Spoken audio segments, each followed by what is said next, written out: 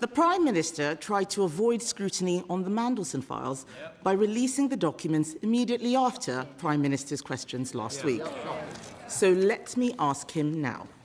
Did the Prime Minister personally speak to Peter Mandelson about his relationship with the convicted paedophile Jeffrey Epstein before appointing him as our ambassador to Washington? Yes or no? Prime Minister. Mr. Speaker, let me start where I must. This was my mistake in making the appointment, and I've apologised to the victims of Epstein. I do so again.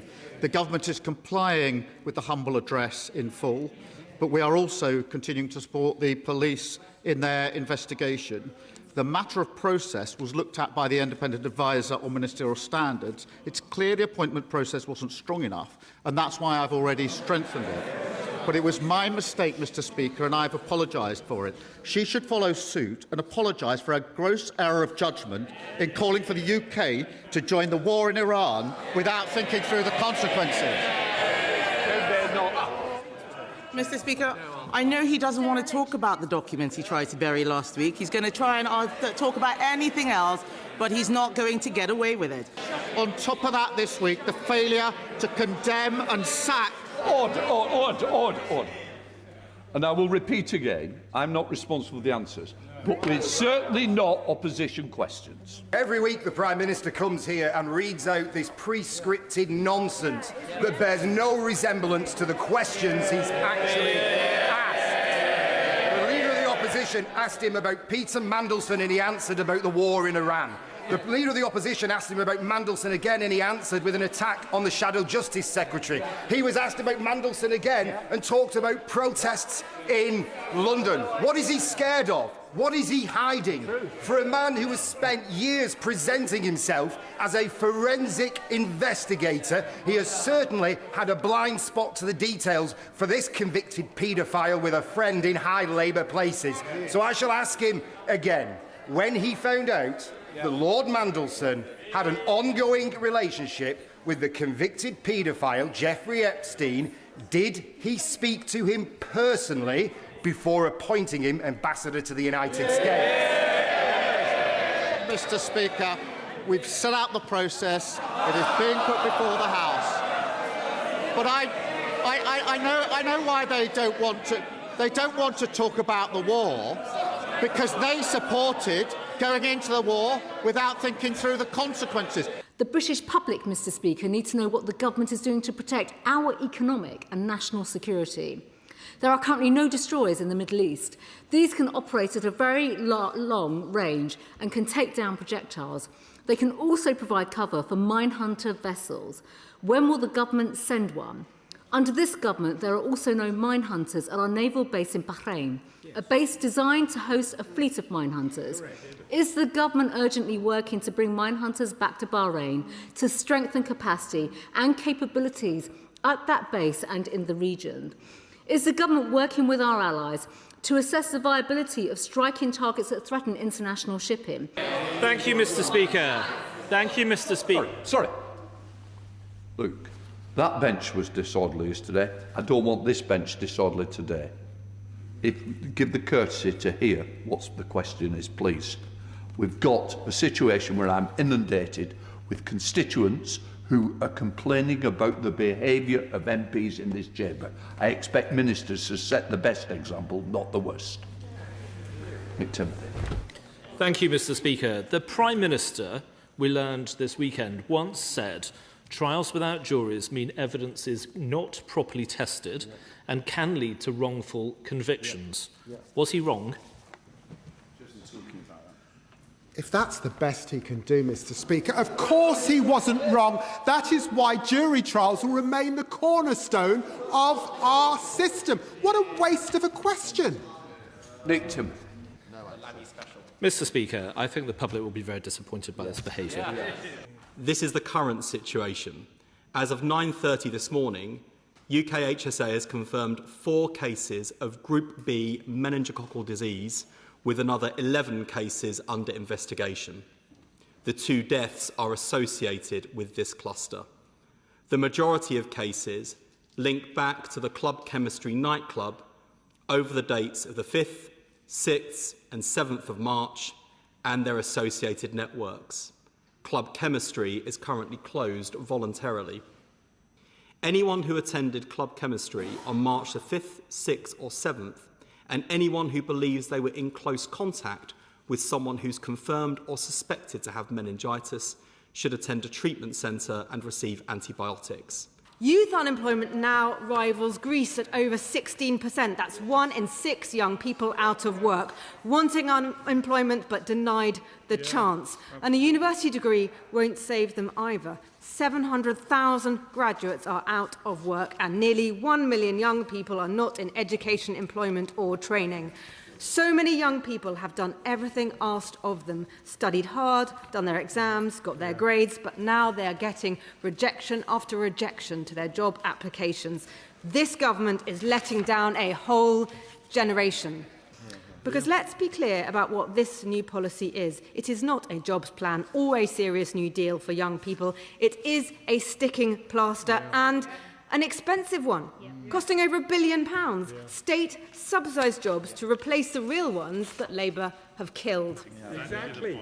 How will he make sure all this spending actually makes a difference rather than subsidising employment that would have happened anyway? And does he accept that taxing jobs on the one hand and then subsidising them on the other is not an economic strategy? It's the economics of the madhouse. The national insurance tax rise and the upcoming employment rights bills are just two of the reasons that businesses are on their knees. And I welcome the government's youth guarantee, but how can the government guarantee jobs when there won't be any businesses to be giving those jobs to? Madam Deputy Speaker, it frankly beggars belief that the right honourable gentleman doesn't understand the impact that the government's policies on business, on tax and on regulation have had on the confidence of businesses up and down the country to invest and to employ. There is a direct causal link, and nobody will understand why the Secretary of State doesn't make that link and persuade the Treasury to do something about it. But my direct question to the Secretary of State is this: why does he think that unemployment is always higher at the end of a Labour government? The OBR predicts unemployment to peak this year and fall in every year of the forecast. Now, they of course they disparage the forecast. Well, I should gently remind them that disparaging the OBR didn't work out too well for them a few years ago. And in fact, I make a more serious point. The country is still paying the price for the fact that they did it, so I suggest that they learn the lesson. Madam Deputy Speaker, for this scheme to work, you need vacancies for young people.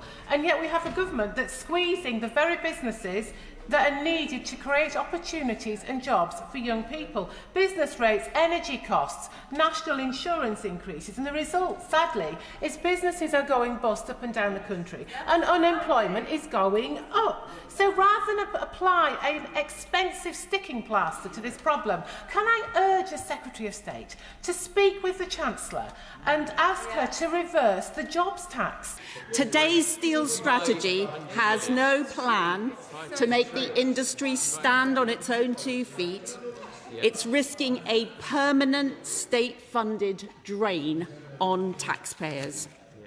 Because British Steel was losing £700,000 a day when the government took emergency action last year, and now the taxpayer is losing an estimated £1.3 million a day. It's a subsidy of £110,000 per job to keep the Scunthorpe blast furnace operational. This steel strategy doesn't include any exit strategy, risking a permanent drain on taxpayers. And now the government is negotiating handing taxpayers' money to a Chinese business, which it said was worth nothing, while hitting British users of steel with a 50% tariff hike. And credit where credit's due, it is right to impose tariffs and quotas, but that, Madam Deputy Speaker, is as far as it goes, because otherwise it is visionless and it is hamstrung by net stupid zero. I mean, you've got the absurd situation that the public sector is buying tens of thousands of tonnes of steel from China rather than from Scunthorpe and British Steel. This is a complete betrayal of thousands of workers in Scunthorpe. There's no vision. Will the Minister confirm when will the blast furnaces be closed at Scunthorpe, whereas Reform will renew and replace them? And will the Minister guarantee that the electric arc furnace in Port Talbot, when it's built, that it will definitely open for business? Secretary of State. So his point seems to be, and can I also welcome, I haven't had an opportunity yet, the shadow, or as I say, the shadowy Secretary of State, the self-appointed to his position.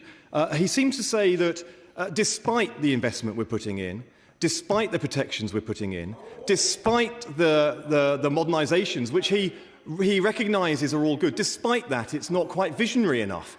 However, in his contribution, wasn't able to actually point to a vision for a more comprehensive future for the steel industry. He also seems to think that electric arc furnaces are woke.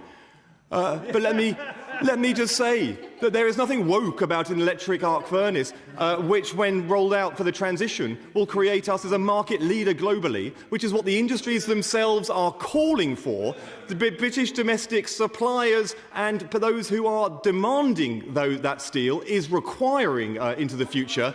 And I can assure him we are on the side of the industry and its vision. We are matching its ambition, its potential for the future. He wants to cast us back into the past.